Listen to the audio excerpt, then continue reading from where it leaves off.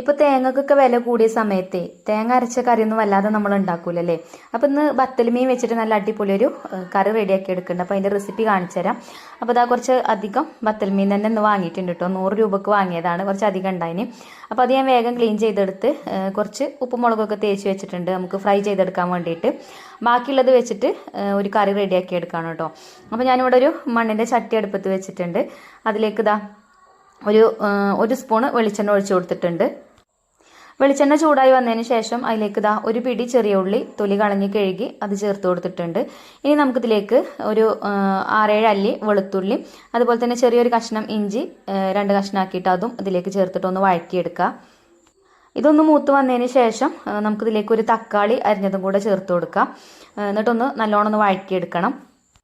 ഇനി ഇതിലേക്ക് ഇതാ ഒരു 1/4 ടീസ്പൂൺ പെരിഞ്ജീരകം കൂടെ ചേർത്ത് കൊടുക്കുന്നുണ്ട്. നിങ്ങൾ പെരിഞ്ജീരകപ്പൊടി ചേർക്കുകയാണെങ്കിൽ പെരിഞ്ജീരകപ്പം ചേർക്കേണ്ട ആവശ്യമില്ല.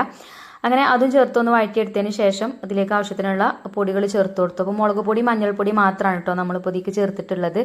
അപ്പോൾ നിങ്ങൾ എടുക്കുന്ന മീനിൻ്റെ അളവിനനുസരിച്ചിട്ട് മസാലപ്പൊടികൾ ചേർത്ത് കൊടുക്കുക. ഞാൻ ഇവിടെ 1.5 സ്പൂണ് മുളക് പൊടി 1/2 ടീസ്പൂൺ മഞ്ഞൾപ്പൊടിയാണ് കേട്ടോ ചേർത്തിട്ടുള്ളത്.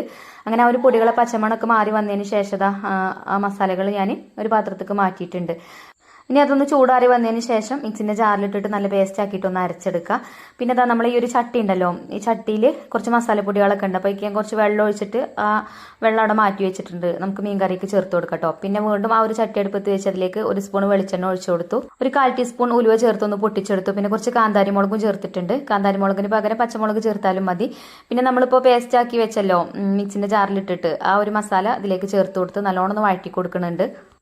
ഇനി നമുക്ക് കുറച്ച് കറിവേപ്പിൻ്റെ ഇല ചേർത്ത് കൊടുക്കുക. എന്നിട്ട് ഈ ഒരു എണ്ണയിലിട്ടിട്ട് കുറച്ച് സമയം ഒന്ന് വഴറ്റിയെടുക്കാം കേട്ടോ. ഒരുപാട് സമയം ഒന്നും വഴറ്റേണ്ട, കാരണം നമ്മൾ ചെറിയുള്ളി വെളുത്തുള്ളിയൊക്കെ ഒന്ന് മസാലയിൽ വഴറ്റിയെടുത്താണല്ലോ ആദ്യം. അങ്ങനെ ഒന്ന് വഴറ്റി കൊടുത്തതിന് ശേഷം അതിന് ആവശ്യത്തിനുള്ള വെള്ളം ഒഴിച്ചു കൊടുത്ത് കുറച്ച് വളംപുളി പിഴിഞ്ഞിട്ട് പുളിവെള്ളം ഒഴിച്ചു കൊടുത്തിട്ടുണ്ട്. കുടംപുളിയാണ് ചേർക്കണമെന്നുണ്ടെങ്കിൽ കുടംപുളിയും ചേർത്ത് കൊടുക്കാം. പിന്നെ ആവശ്യത്തിന് ഉപ്പൊക്കെ ചേർത്ത് കൊടുത്തു. പിന്നെ നമ്മൾ കറി ഒന്ന് തിളച്ച് വന്നതിന് ശേഷം നമ്മൾ വൃത്തിയാക്കി വെച്ച ബത്തൽ മീൻ ഉണ്ടല്ലോ, നെത്തോലി മീൻ, അത് ഇതിലേക്ക് ചേർത്തിട്ട് നമുക്കൊന്ന് മിക്സ് ചെയ്തെടുക്കാം. എന്നിട്ട് അടച്ച് വെച്ചിട്ട് വേവിച്ചെടുക്കാം. അപ്പോൾ ഇപ്പോൾ തേങ്ങക്കൊക്കെ നല്ല റേറ്റ് അല്ലേ. അപ്പോൾ ഇതുപോലെ കറി വെക്കുകയാണെങ്കിൽ നല്ല കുറുകിയ കറി ആയിട്ട് കിട്ടും കേട്ടോ. നമുക്ക് തേങ്ങ അരക്കണമെന്നൊന്നുമില്ല. അപ്പോൾ ഇപ്പുറത്തെ അടുപ്പിൽ ഞാൻ മീൻ ഫ്രൈ ചെയ്യാനും വെച്ചിട്ടുണ്ട്. ഇപ്പോൾ ഇതാ നമ്മളെ മീനൊക്കെ ഏകദേശം വെന്ത് തുടങ്ങിയിട്ടുണ്ട്, നല്ലോണം തിളച്ചിട്ടുണ്ട്. പിന്നെ ഈ ഒരു ബത്തൽ മീൻ പെട്ടെന്ന് തന്നെ വേവും, അധികം വേവൊന്നുമില്ലല്ലോ. അപ്പോൾ കറിയൊക്കെ വന്ന് ഞാൻ ഫ്ലെയിം ഓഫ് ആക്കിയിട്ടുണ്ട്. ഇനി വേണമെങ്കിൽ കുറച്ച് പച്ച വെളിച്ചെണ്ണ ഒറ്റിച്ച് കൊടുക്കണമെങ്കിൽ ഒറ്റിച്ച് കൊടുക്കുക. നമ്മളിപ്പോൾ വെളിച്ചെണ്ണയൊക്കെ അത്യാവശ്യം ചേർത്തിട്ടുണ്ട്. അപ്പോൾ ഞാൻ പിന്നെ വെളിച്ചെണ്ണ ഒന്നും ഒഴിച്ചിട്ടില്ല കേട്ടോ. പിന്നെ കുറച്ച് കറിവേപ്പിൻ്റെ എല്ലാം ഒന്ന് ഇട്ട് കൊടുത്തു. പിന്നെ അതാ ചോറൊക്കെ വിളമ്പി നമ്മളെ ബത്തൽ മീൻ കറിയും അതേപോലെ ബത്തൽ ഫ്രൈയും ഇന്നത്തെ ഉച്ചക്കത്തെ ഊണ് ഇതായിനി. അപ്പോൾ നല്ല ടേസ്റ്റുള്ള മീൻ കറിയാണ് കേട്ടോ. ഒന്ന് ട്രൈ ചെയ്ത് നോക്കോണ്ടി. താങ്ക്